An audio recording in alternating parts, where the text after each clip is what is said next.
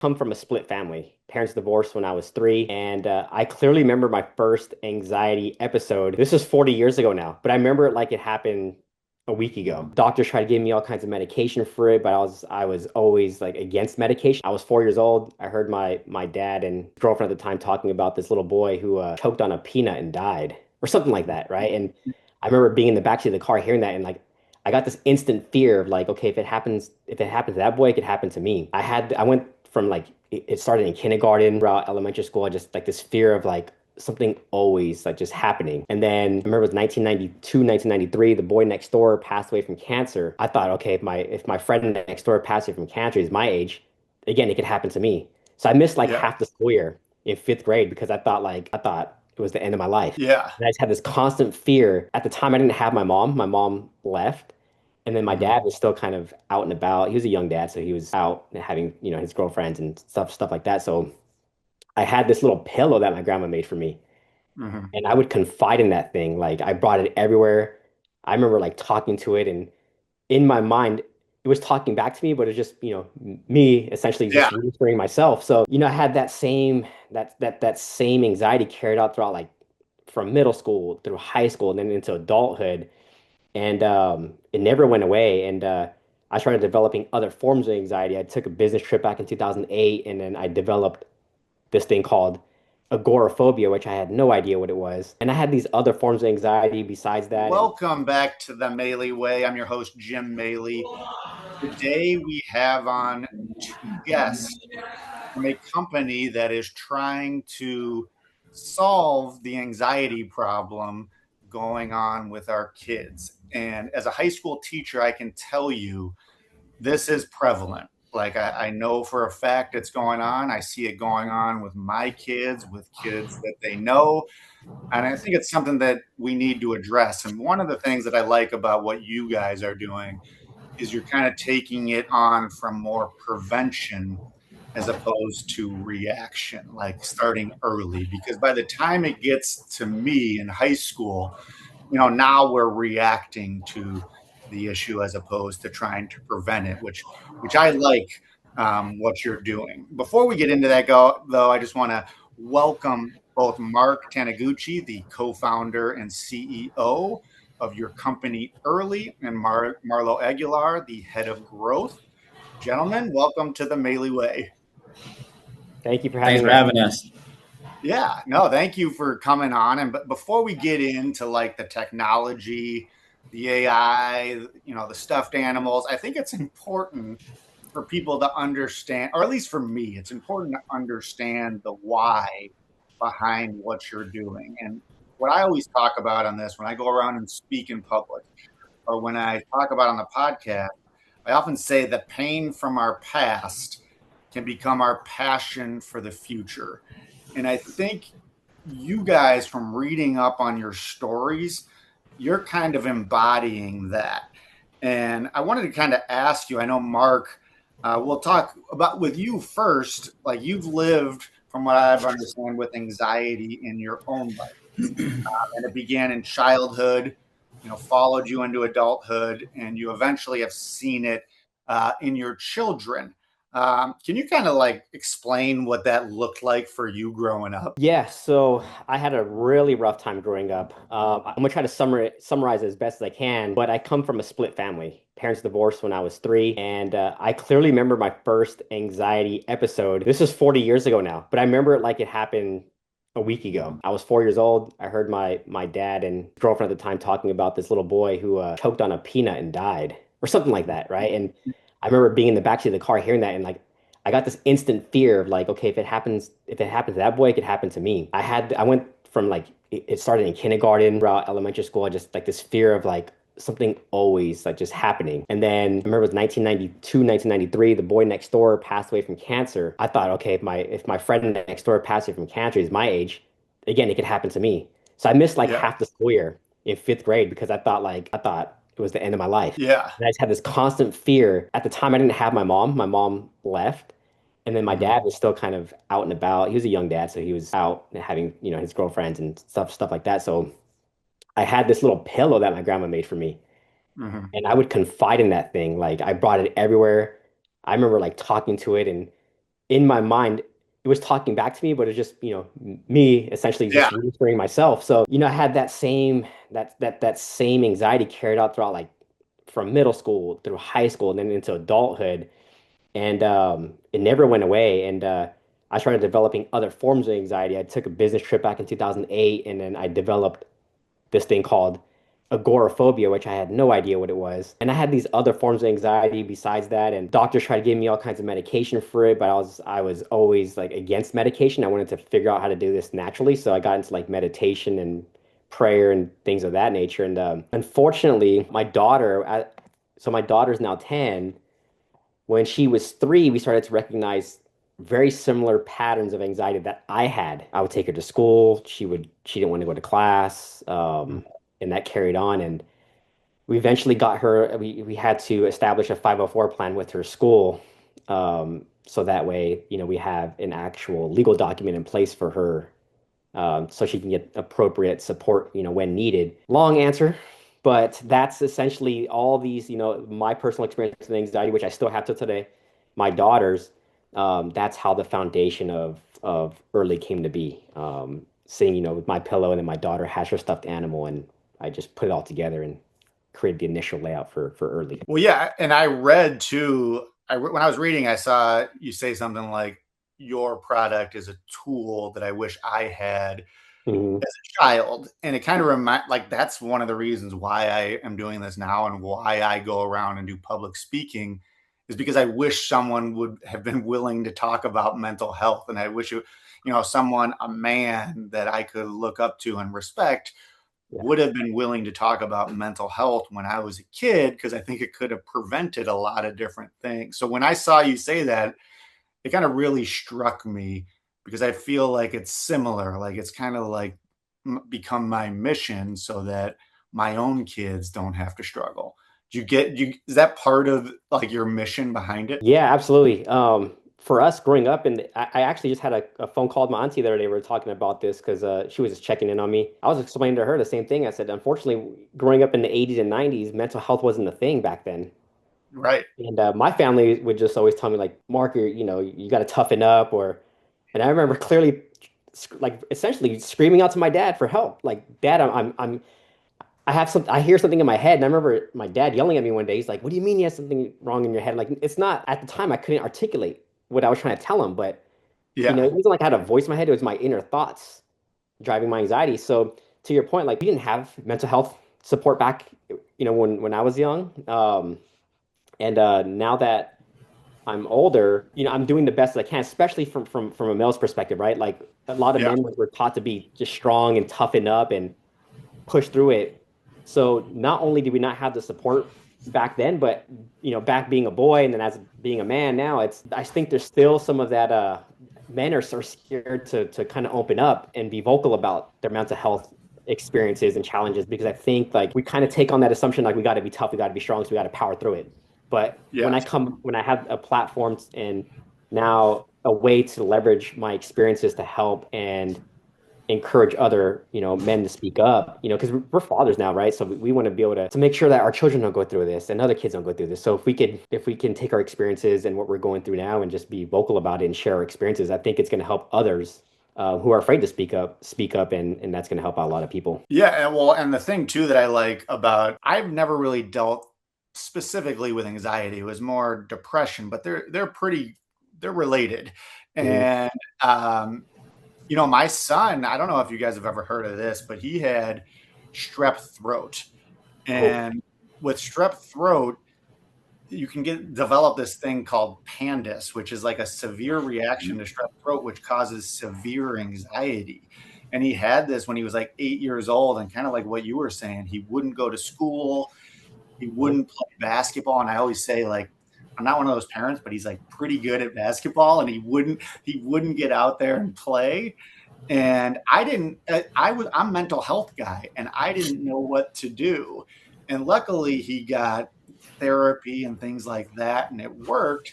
But I like how what you guys are doing, it's kind of like in addition to therapy as Right. opposed to replacing Mhm. it. Is that correct? Right. Am I Yes. reading into it right? Okay. Uh, Yeah. yeah.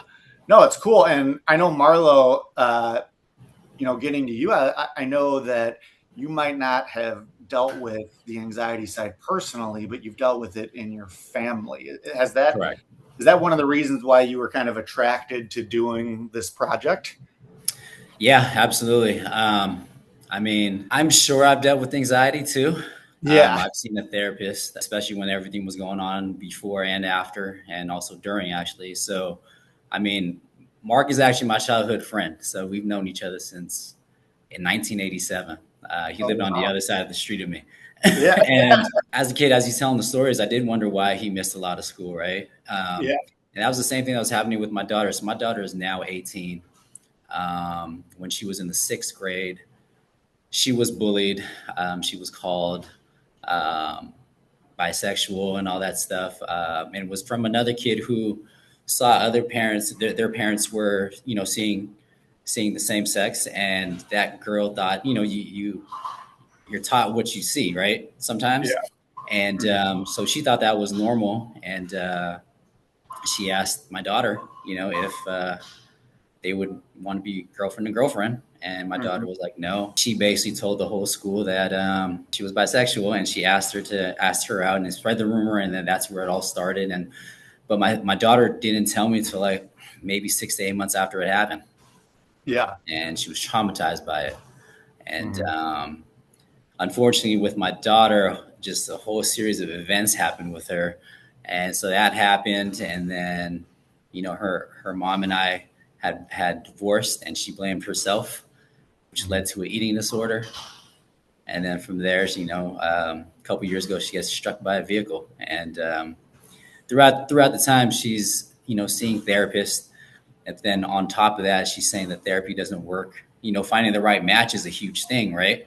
Mhm. And as a parent, just trying to monitor everything, and try to figure out what are the right things to say, boundaries, especially, right? Especially Mhm. if you're trying to discipline your child, because you don't want to give them the leeway to do whatever they want. So you got to Yeah. kind of figure that out as a parent, right? And I'm doing this. I'm going to say as a single father, just raising my daughter and my son. And on top of that, I got to keep an eye on my son because he's seeing all this stuff too, right? So Sure. when she was telling me all this stuff, she actually showed me a letter. I won't get into it, but I mean, it was a letter that broke my heart. Mhm. And she was writing all these things down, right? And she always said that she has no one to talk to. Dad, you're the only person you can that I can talk to, but you're not Mhm. here all the time because I know you have to work. I can't talk to my mom. My auntie's always busy, and it just broke my heart. And so getting into a product like this, especially me, Mark and I being so close to each other, we've always, shared thoughts and shared other projects. But this one hit home. This Yeah. one definitely hit home because I have my own child who's dealing with it. Children are our future, right? So mental health is a huge thing. And I feel Yeah. like as a kid, you feel embarrassed, scared, feel like you're alone. And that's huge, right? And especially trying to open up to a therapist. Telling your most, maybe it might be embarrassing. It might be really, really tough for your child to be able to say something Right. that they really want to, but they're just going to leave out because they're so. Yeah, and I think, well, we'll get into your product more, but what I like about it too is, like, I think you mentioned the therapy and how your daughter said therapy doesn't work, and I do. I could see how someone would say that. I think it's more like what you said, though. It's about finding the right thing for you, Mm, or the right person for you to interact with. And like that's something that, and trust is a big thing. And I think what your product is kind of developing that trust that, I think is important for people to really open up and say stuff. And sometimes it's hard to get that in your first therapy session, or yeah, sometimes you'll never get it with that specific person. And it's hard to convince kids, like, oh, you should try somebody else. Because when something doesn't work, what I found with kids is that when it doesn't work right away, they often are just like shut down. I'm like, all right, I'm yeah, not going to do it again. this thing doesn't work. Yeah, so my daughter actually went through 5 different therapists, and this was for her eating disorder, Yeah. and it took five. It Yeah. took But five. she got someone that worked for her though. She got someone that worked for her, although she hated the weekly visits to the doctor's appointment because they had to monitor her weight. Yeah. And then even after she ate, I had to monitor her for an hour so she didn't go use the bathroom and try to make herself throw up or anything like that. Oh man, God. Yeah, yeah. So Yeah. it was rough. Yeah. No, and I see it with students of mine. We see the eating disorder stuff. We see the anxiety. But I guess before we get into your product, like, can you tell me like some, either one of you, could you tell me like some stats out there about anxiety? Like, what is the problem? Like, why are you guys doing this? Why are you trying to address it um, based on what's going on in the world? Yeah, on a global level, anxiety is prevalent like just across the globe. But here in the United States alone, and we were in California, just in our part of California, just Northern California, there are, I mean, it's not a million kids in, across, or let's say million families in California experiencing anxiety. But if we look at just small piece of the whole country, there's a big volume of families just in our part of the state that have anxiety alone. And um, I mean, it's really hard to get exact figures. We have like some close numbers in our decks and everything, but it's in the millions, high millions across globally and across the country. And based off that, even if we could serve just a small percentage of those families, and I think we could have a lot of impact because a lot of the families that we've talked to so far, just in my area, with parents at my daughter's school, for example, a lot of the kids that attend my daughter's school, they also have a stuffed animal that they hold on to or bring to school for support. And I didn't know this until I started seeing kids openly walking to school with stuffed animals because there's a rule at the school that says that you can't bring a toy to school. But then I started Yeah. seeing a lot of kids walking in with these teddy bears and these like stuffed rabbits, and so I talked to the parents and like, yeah, my son and daughter have anxiety. They have a 504, and because of that, they're allowed to bring their stuffed animals. And so just seeing how common it is in my town, um, we can only imagine how big it is across the country. And that's what we're trying to tackle first. Is we're really trying to, of course, because it's a digital product, it can serve families anywhere. But because we're in beta, we really want to try to just narrow it down and see what we can do here first, and then and then expand out. But it's a big problem that we're seeing across the whole world as a whole, and a big problem alone in just our country. Yeah. I mean, I've just as a teacher, and I do think it's gotten like COVID, I think made it worse. Like just coming out of COVID from being teaching before COVID to after COVID, I think anxiety skyrocketed and it was tough, specifically like the first couple of years afterwards. Like it was really tough. And I think it's gotten a little bit better, but I definitely still think there's more than has been in the past. Like, I don't think it's just, I know some people might be like, well, we recognize it more. Um, I think that certainly is the case. I do think we probably recognize it a little bit better, but I do think these kids are living in a world that is a lot more difficult maybe than I grew up in terms of anxiety, I guess you could say. Yeah, I actually had I this agree. this problem with my daughter's former principal at her school. Even though she had a 504 plan in place, like I think the educators at the school, because they come from a little bit of an older generation, which is surprising. Like the younger teachers at my daughter's school that are around, my age, they can understand, but like the principal is a little older, so she was just like, you gotta toughen up, you gotta toughen up. So it's Yeah. like there's still that aspect, like, wait a minute here, like we're starting to get out of this culture of like being tough and like really recognizing what's really driving our kids to be more anxious. Is it, like you said, is it the COVID thing that happened where kids were at home for so long, going back to school again became a brand new experience pretty much, or is it something that's happening from an environmental aspect? What we're breathing in, what we're eating, I don't know, but it's becoming a massive problem. Yeah. Well, and you talked about the stuffed animal. Like, why do you think kids will confide in, let's say, stuffed animals or pets or what imaginary friends, like, as opposed to, their, like, why do you think that is? Um, I think it's because, especially with a stuffed animal, and I'm looking back from my experience, I think because we established that initial trust Mhm. and love, and we established that initial bond with that stuffed animal. It's like our first friend, right? Yeah. And even though it's imaginary in some sense, I think it's because the kids are they're taking the control, they're taking the lead.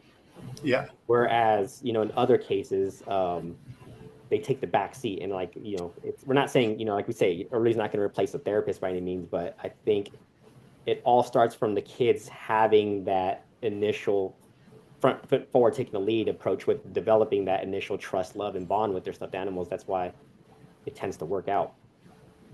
Yeah. No, and I know too from, struggling with depression. I remember the one thing was like, I always said, like, one of my greatest strengths was I didn't care what other people thought of me. Except Yeah. when I was super depressed, I cared a lot about what other Mhm. people thought of me. And I think you worry about the judgment factor. You worry about that factor. Right.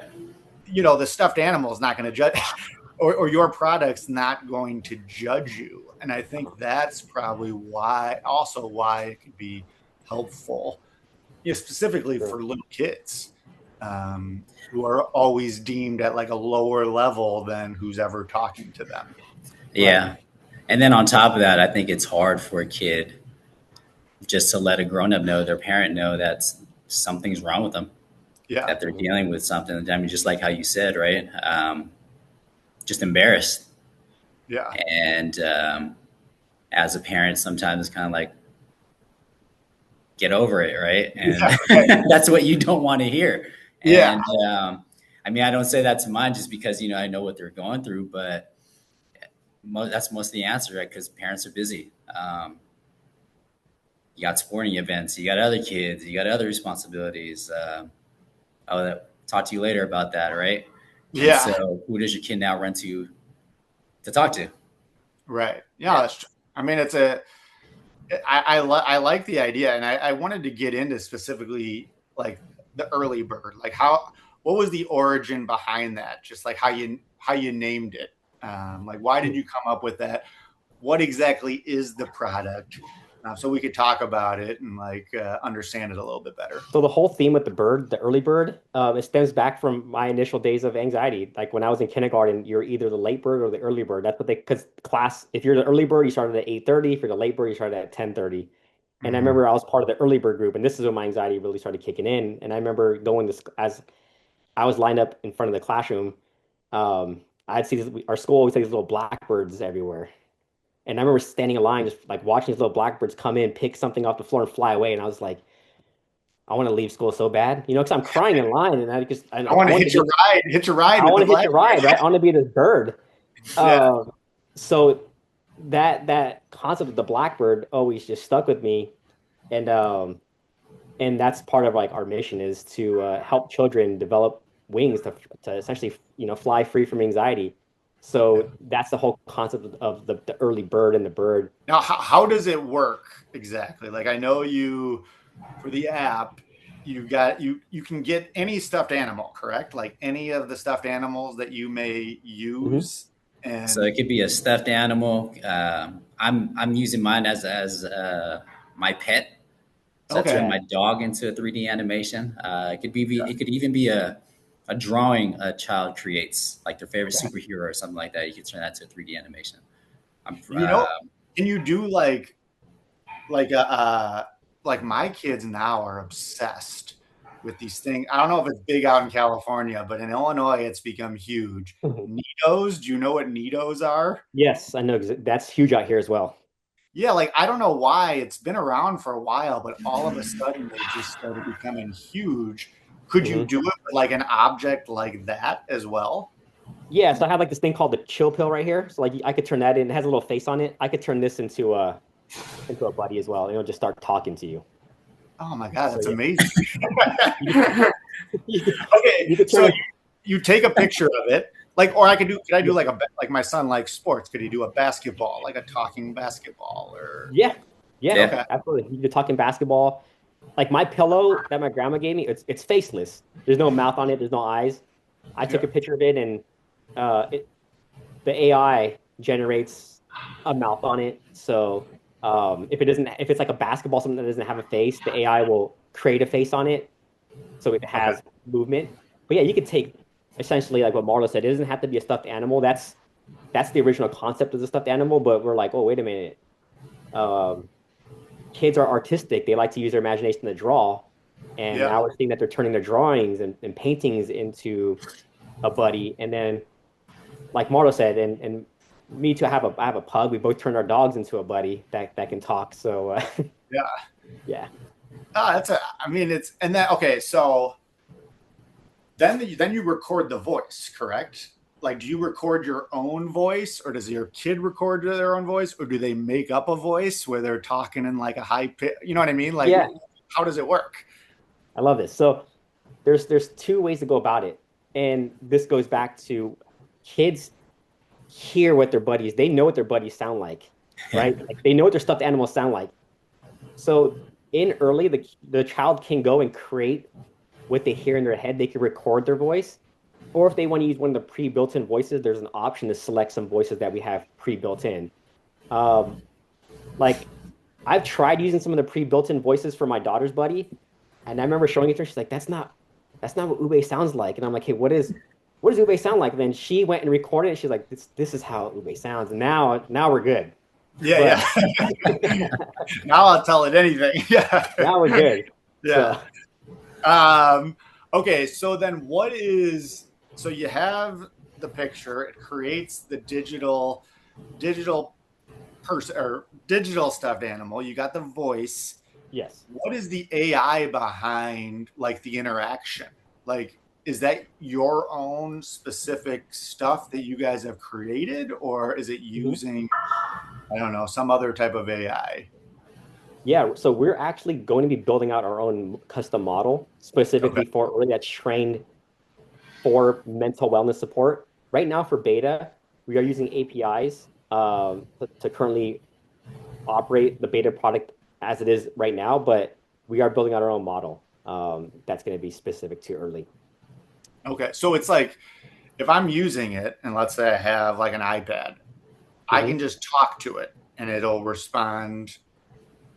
It responds back with like a mental wellness in mind, or will it respond back to anything that you say? Yeah, so when you first log in, or after your account's created and everything's all set up, once you open early and the buddy's there, um, you can ask the buddy, like, whatever you name your buddy. Like in my case, I'll use my daughter. She's like, "Hi, Ube," and then Ube's like, "Hey, Capri, how you doing today?" And it starts to get just like how we're conversating here. Does the same exact thing. Now, one of the things that I'm going to take a step ahead on this question, but one of the things that we are going to be working on is this is one aspect early, the digital buddy part, but we are going to get more into the clinical side of it in the near future, um, where the clinician or the therapist can essentially tell the buddy what kind of things it wants the buddy to work on with the child in between visits, right? Oh, So, that's amazing. That is so yeah, yeah, so that's one of the cool things that we're going to be getting into very shortly here, or actually, let's say I don't want to say too soon because we got to get through the beta, but in the near yeah, future we can get to that. But as of right now, just for the beta to get the product out into the market, this is the component that you see today is the whole buddy interaction part. yeah. No, it's. I mean, I love the idea, and I think I watched one of your little reels. Is that one of your daughters? Who, or is that an actor? That's Mark's daughter. Okay.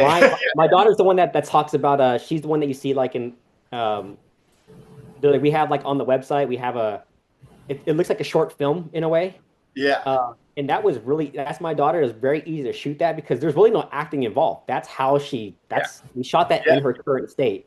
But you'll see like she's in the video of like, oh, if you don't have a buddy, you can turn a drawing into a buddy. That's my daughter. And then we have my niece who's also using early. She has like a little teddy bear, and so yeah. a couple kids Well, involved. one of the things I saw the early, like doing breathing, deep Hmm. breathing, and I will tell you, like I do that even when my little kids, like my really little kids, like I have a 4-year old, a 6-year old, an 8-year-old and a 10-year-old, but even my 4-year-old, like when he's freaking out, like going over something stupid, but he's throwing a fit, I will do like a deep breathing, like box breathing with him. And it works. Like Mhm. it calms him down in like, and he's in like a rage state and it'll calm him down. So that's what I kind of like about this is like, I'm not always there or my wife's not always there. Yeah. So it's hard to do it yourself. Like it's hard for me to like regulate myself. But if I have somebody in front of me that can help me guide me through it, I can do it. And this is a way to kind of always have that somebody in front of you or doing whatever your therapist is telling you to do. Yeah, Mhm. so the buddy will actually do that for you too. My son was playing around with it, and he said, "I'm nervous for basketball training today." Mm-hmm. And his buddy, which is my dog, his name is Kane. Kane responds back, "What makes you so nervous about this training?" And he responds back to some effect of like, "It's my first training with this trainer, and I don't know anyone there." Yeah. And so Kane responds, the buddy responds with, "Shall we do some breathing exercises?" And it takes him through a couple of breathing exercises. So yeah, it will definitely help as a tool when you're not around for sure. No, I mean that's awesome because like I said, it's hard to do that yourself. Like you kind of need, I mean you can, but if you have that little person or digital person that can help you through it, I feel like you'll actually do it a little bit more. Um, and the other thing I wanted to ask you about it too is I know it's for kids, but it seems like there might be an element of like advice for parents as well.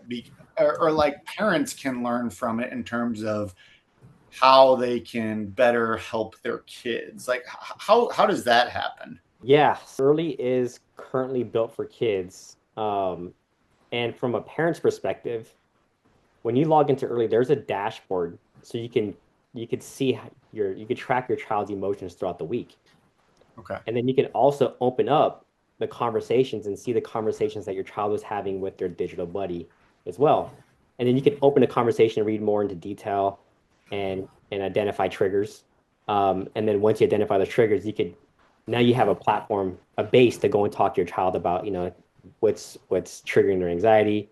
And then if you want to take a step further, you could share those conversations with their therapist. So that's what we have for now. Again, this is beta, but when we launch to the general mass public, we are going to have some more things built in, some more resources for parents in early itself in the platform and then also on our website. But we definitely have parents in mind where we could provide more resources so that way early could become more of a not just a companion for the kids, but then also a tool for the parents as well, so they can use it to help Yeah. continue improving Yeah, on their child's I mental think it wellness. just gives us as parents more insight of what's happening in your child's life. I wish I knew, right? Yeah. What was happening with my daughter when she didn't tell me for about 6 to 8 months, and I could kind of address the issue without putting her down or making her feel embarrassed or anything like that. So most importantly, I think just for parents, it gives us a lot of insight of what's happening on a day-to-day basis if they are using it on an everyday basis, right? Yeah. So yeah, I think that's one of the most important tools. Not only for the kid to feel in a safe space, to feel comfortable to talk to somebody, but as a parent to have insight of everything and all the conversations. So Well, and to be honest, like there's some people who are not comfortable having those conversations with their kids. Like there are those people out there. I mean, I guess I could have considered myself more like meatheady until I actually experienced it myself. And then when I did, and now I'm like, all right, now I've like gone all in on like how to address this. But that's I guess that's what I'm saying too, is like, you know, a parent watching this little digital person and how they interact with their kid, I think Mhm. there's some people that could learn from that and that they can use what maybe they see and actually kind of learn like, hey, I got to be more open to this and I got to be willing to address this with my kids. I guess that's what I'm saying on why I think it could be helpful for parents Mhm. too, because there are meatheady, just rub some dirt on it and like get over it people out. And I was one of them. And, I think something like this could kind of be like that teaching tool for those people. Yeah, I mean, to your Absolutely. point too, especially if for a family who has multiple kids, Yeah. right? Because Mhm. every kid is different, right? And Right. one say there's two brothers, and one brother's this way, the other one's totally opposite, complete 180. One may be super strong and rub it off, like how you're just saying. The other one could be super emotional, right? Yeah. And yeah, so if they're two different people, you can't talk to them the same, although you want the same end goal. You might have to talk to this one that way and the other one this way, just because they're going through a little more something and they take things a little more differently. Yeah. And there's also a time aspect to it too, from like when you talk about helping parents, it's because a lot of times, like when I was taking our daughter to her therapy appointments, we get in and her appointments are, let's say, an hour long, but we would go in there with nothing, and it takes like 45 minutes for my daughter to actually start opening up to the therapist. So Yeah. now it's like we're actually going in with insight, like how she's been feeling and how she's been acting in between therapy visits. So when she does go, the therapist already has insights like how she's been feeling. And then as a Yeah. parent, I know what's going on. So when we get into these appointments, we're hitting the floor running. We're not wasting 45 minutes, 30 minutes, whatever it is, trying to find out how she's been feeling, and we're getting over that and we just get straight to it. Yeah. No, that's actually awesome. As you've been talking, I was thinking about like that next step for you is getting therapists involved in it because I feel like just like what you said, like for them to have that extra insight, that's only going to make their job easier. Mhm. If they have that extra insight into how the kid is doing. Like you said, like I've seen, my son sit there with a therapist for a little bit. And like you said, it takes forever for him to finally open up. And ultimately, they usually get him opening up. But yeah, it would be nice if you could kind of skip some of those steps.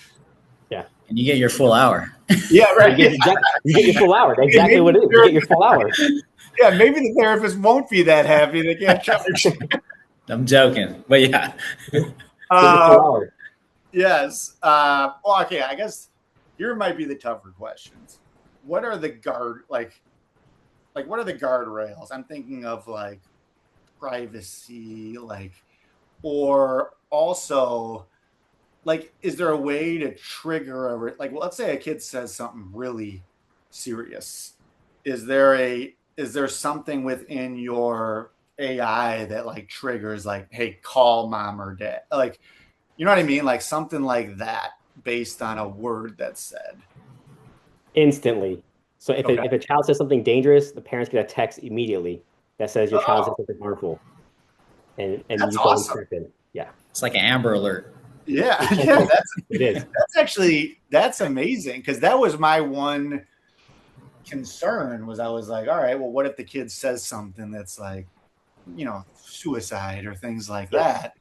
Oh, yep, that's awesome. Yeah. yeah.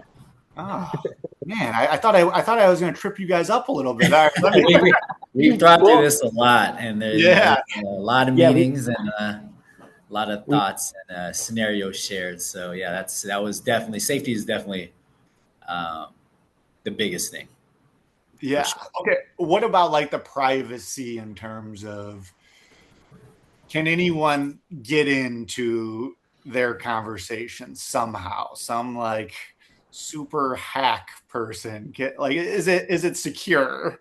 Yeah, we have a very secure platform. Like when you sign in, you get a password, or you get a code emailed to you, then you got to get the number code, input that in, and then you're able to log in. We are working on getting more, like I heard you kind of touch up a little bit on HIPAA. Yeah. We are going to be going HIPAA certified again in the near future. We're doing everything as far as, proper security certifications. We will have early fully built out with all of the like all like full range of security measures. Like we'll have it built, part of the product in the near future. Just right now for beta, we got the proper security measures in place for where the product is, where it's at currently. as far as logging in goes, and then like you talked about a minute ago, as far as if a kid says something dangerous, that notification is already pre-built in. Now, all right, here's my last question. Our kids don't have screens. They don't have screens. Hmm. So, is there, I guess I don't know how to say this, but like, I love the idea of it. And that we are kind of an anomaly. Everyone else around us, their kids have screens.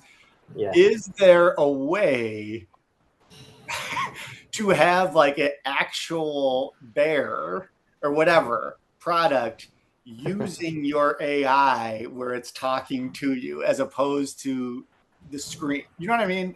I don't know if I'm explaining that Yeah. correctly. So we did not we didn't go with the physical stuffed animal route, Okay. and that was due to conversations we had early on when planning out early. There are logistical reasons behind building a physical product. There are safety measures behind building another physical product. I mean, a lot of things that people don't think about when you build a physical product. Now you're dealing with manufacturing, distribution, logistics, and safety measures, right? Like an eyeball could fall off, a kid could eat that eyeball, right? And like Yeah. there's things involved there. So to answer your question, no, we don't have a physical product with our AI built into it. But one of the things that we do plan on working on, we're actually in the process of doing it now, is partnering with some stuffed animal companies, not to implement our AI into it directly, but to have to get kids access to a stuffed animal who may not have one, but they still won't have the technology in it, but they'll have to use that stuffed Yeah. animal used early to make a digital buddy. So, Gotcha. but yeah, we don't have a physical product. Yeah. I mean, I really like the idea though. I guess I'm trying to, is there a way for me to get the digital product just your early and keep my kids, because I mean that's the big thing is like I know when my kids get on a phone because they find their way every now and then they're looking on all sorts of stuff. I guess, is there a way where I could have it so they were only able to use something like that, or would it have to be like I just had a specific device just for this? You know what I mean? As Yeah, someone who doesn't like this, you like my kids on the screens. yeah, we're the same way with our daughter. She Yeah. she has an iPad, but she has limited screen time throughout the week. She has access to certain apps that we give access to. I think that had to be something done on the parent side, on like the parental Okay. control side of like an iPad or a phone. So that's a way that you can go about doing that. You could give your kids access to early and kind of block, other apps out. Um, I guess, but yeah, I don't know. I guess is that doable? Like, I don't know how that yeah, works, but like, you can do I that. would think that yours would be one that you Hmm. would want to have the kid have Hmm. access to pretty much all the time, Hmm. where some other app you wouldn't want them to have access to, Right. maybe at all, or just limited. But there is ways to do that. Yes, there's ways to do that Yeah. within the iPad itself or a phone. You can control what apps they have access to. I think I'm sold now. Because like again, like I'm into this mental health world now, and I'm Yeah. always looking at different things or different tools specifically for young kids. I really like the whole idea. Um, I guess the one other question would be in terms of the AI. I know there has been some issues, or you hear stories about like kids using Chat GPT or as a therapist, and then bad Yeah. things happen as a result. Like, how can you prevent something like that? I guess you could say. Yeah, so the current model that we have, our co-founder he's a neuroscientist that specializes in child brain development, and he also Okay. has a background in building LLMs. So he's our CTO, and he oversaw the whole development with our development team when building out early. So as far as all that goes, like the whole oversight has been overseen by like I said, our CTO who has the background in child brain development as being a neuroscientist. So, um, yeah, did that answer your question? I Yeah. Well, I mean, and it's like, yeah, like what you're saying too is it's a tool for it's not necessarily like the answer. It's a tool that kids could use. And like I said, I think that there, as a teacher and as a father, I do think that there is an element of this could be very helpful for adults, like in how to interact with their kids. Like I just know it could. Like I've Thank you. seen how some adults interact with their kids. It could be helpful, I think, from that perspective as well, as like a teaching type thing. Yeah, this is what we're building is different than there are AI companions on the market that are Hmm. more so built for entertainment and just having like a another friend kind of format. Yeah. Um, what we're building is we built early with intention to be specific to children, serving this purpose in mental wellness support with the aspect of it, soon enough integrating with and having therapists on board where it becomes more of a cross collaborative platform more so than just a digital buddy. Um, so yeah, to your point, we are excited what the future is going to bring as far as having early help as many kids possible. There's still a lot of work that needs to be done, but it's talking to people like you and getting more feedback. That's going to allow us to continue making a better product. Yeah. I mean, I love the idea, and I want to help in any way that I can with what you're doing because I do think there's a need for it. And like I said, I'm not happy. I'm not happy that you had your own struggles or that your children had struggles. I'm not happy in any way, but Sure. it kind of makes me more of a believer in what you're doing. You know what I mean? Like knowing that you guys kind of get it from that perspective as opposed to just, a couple random guys trying to make a buck. Like Hmm. knowing that you Or guys just have, a school. Yeah. yeah, knowing that you guys have dealt with it. I, Yeah. I think I think that makes me want to like invest more and looking at it and trying to help you guys out. So, Thank you. oh yeah, whatever you need Appreciate from, that. Jeez. yeah, yeah, Thanks for the thoughtful words. yeah. Yeah, like you Well, said, anxiety is not fun. I was telling Marla the other day because we're had an investor meeting the other day, and during the meeting, I had an anxiety attack during the meeting. And I didn't tell Marla, but he saw signals because he was next to me. Oh, I knew it. I started yeah, drinking water. I started drinking water really fast, and it's something I live with. And for me, I'm very proud to say that, and I'm open about it. Like I've never once taken Xanax or any medication for my anxiety, even though it's been prescribed to me for years, right? And my wife, she talks about all the time. She's like, I had stacks and stacks of medical bills from going to the ER thinking I was having a heart attack or something was wrong with me, right? I've been to countless doctors, countless just appointments after appointments over the past years. And it's something that I deal with every day. So I'm fighting it myself and I'm yeah, trying to manage it for my daughter. And at the same time, like, building a product like early doesn't make my life any easier. yeah, But I know I know, I talk to her buddies me as an adult. I talk to her buddies sometimes to help me out, but yeah. I'm just glad that we're building something like you said. We're building something early so kids can get help early so that they don't have to deal with the things that I'm later in life. Well, let me ask you this, since you brought that up. So you said Marlo, you said you kind of knew that he was going through an anxiety attack. Like, I guess when did you, Mark, first like let Marlo know that you struggled with that? Was that something that you guys talked about in high school, or is that something that took you years to kind of admit in a way? Well, in high school and growing up, like I said, in school, I didn't know what it was, Yeah. right? Oh, that's how I was too. I didn't know. I didn't know Yeah. what it was.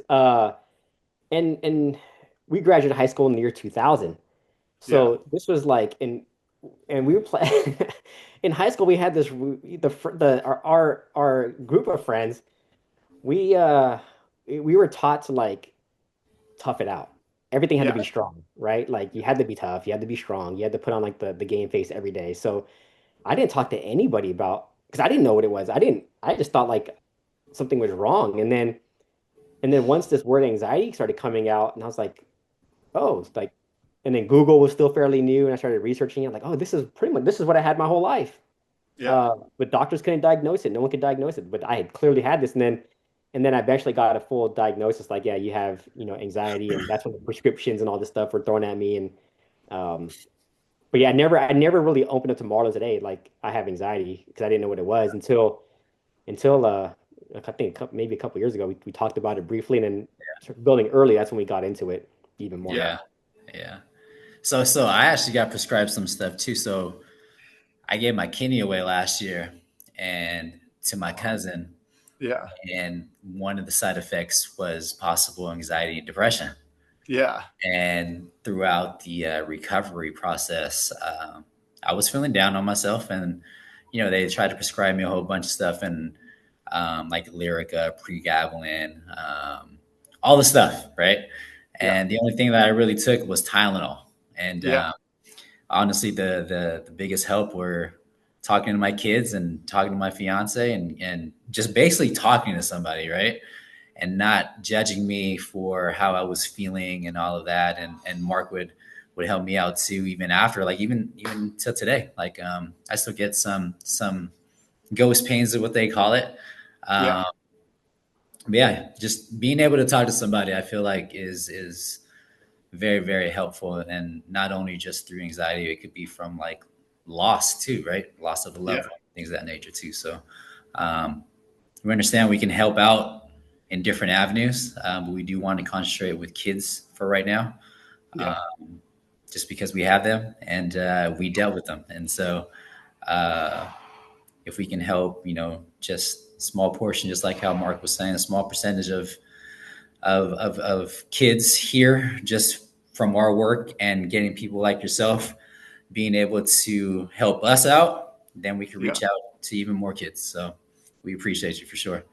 Yeah. No, I appreciate you. I always say, and I'll wrap up here, but I always say, like, sharing your story or sharing your message. Like you said it, Marlo, Mark, you said it, just like talking to people. Like I would have thought I was like the biggest wuss back in the day. Back when I graduated in 2002 from high schoul.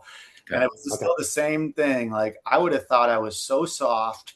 I was a wuss. I would have said other words. And like I would have thought all those things. And now, like to me, the answer is kind of simple.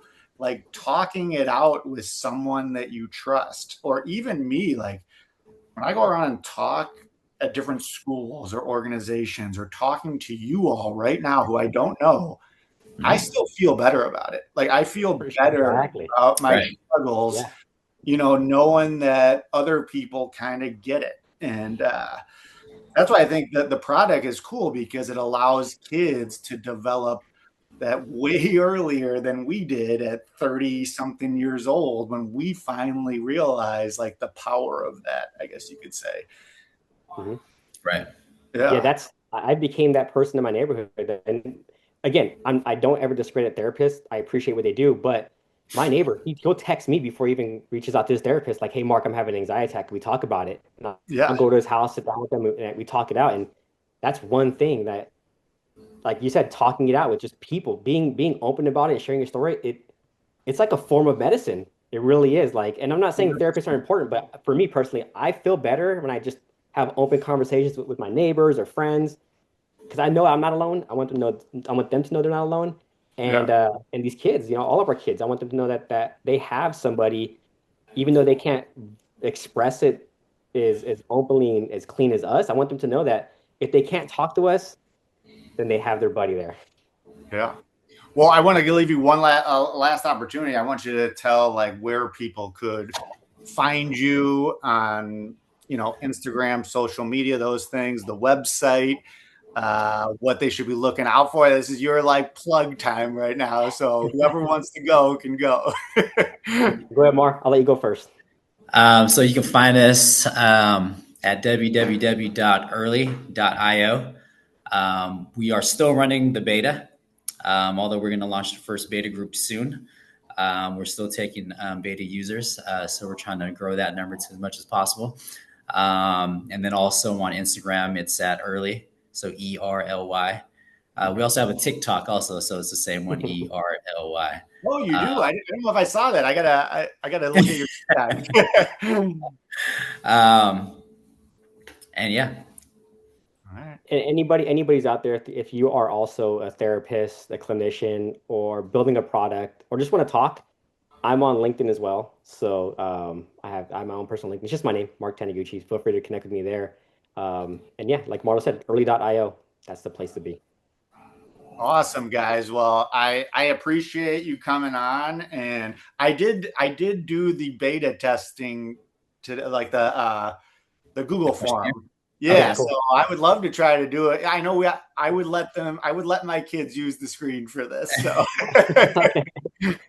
but I appreciate you guys coming on. And as I always say to end whenever I do a podcast, I always say by sharing our story, not only can we help others, but we can help ourselves because that's the Maley way.